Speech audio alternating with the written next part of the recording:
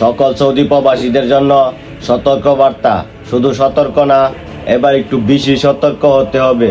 কারণ একটাই, সৌদি আরবে বাংলাদেশিরা বিভিন্ন চুরি, ডাকাতি, কিডন্যাপ, গাড়ি চুরি এগুলা করতেছে। এমনকি নারীর ব্যবসা, নেশার ব্যবসা এগুলোও করতেছে। এজন্য সৌদি আরবে বাঙালিদের জন্য আইন জারি করা হয়েছে। সকল বাঙালিকে খুব কঠিনভাবে চেক করা হইতেছে। যেমন প্রথমে আকামা হরফ, এমনকি আকামাতে কোনো মামলা আছে কিনা। দ্বিতীয়ত হোয়াটসঅ্যাপে কোনো গ্রুপ আছে কিনা, এমনকি হোয়াটসঅ্যাপে কোনো সন্ত্রাসীদের সাথে জড়িত আছে কিনা। তৃতীয়ত বিভিন্ন ধরনের অবৈধ VPN। তো আমার কথা যারা মানবা, না মানলে দেখতে পারবা এই এক সপ্তাহের ভিতরে সবার মুখ থেকেই এই বিষয়গুলো নিয়ে কথা শুনতে পারবা। Good bye, মাসসালাম।